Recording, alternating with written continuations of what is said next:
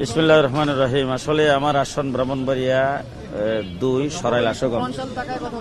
এটা বরাবরই ইসলামপন্থী, ইসলামী মূল্যবোধপন্থী, জাতীয়তাবাদপন্থী এবং বিশেষ করে বাংলাদেশের সর্ববৃহৎ দল বিএনপি, এই বিএনপির গাঁটি বলা যায়। তো আমি সেখান থেকে আমার জোটের পক্ষ থেকে আমাকে সেখান থেকে নির্বাচনে প্রার্থী ঘোষণা করেছেন। আমি এখান থেকে নমিনেশন পেয়েছি। আর আপনারা আরেকটা নাম যেটা বলছেন, এটা আসলে দল থেকে বহিষ্কৃত। সুতরাং এইখানে যিনি বহিষ্কৃত তার কোনো সমর্থন থাকে না, আর দল তার সাথে কেউ যাবে না।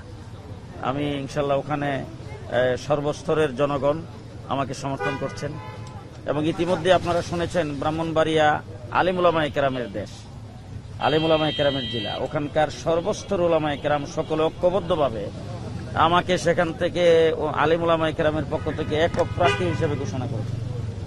আমি ইনশাল্লাহ ওখান থেকে বিপুল ভোটে বিজয়ী হব, এর মধ্যে কোনো সন্দেহ নেই।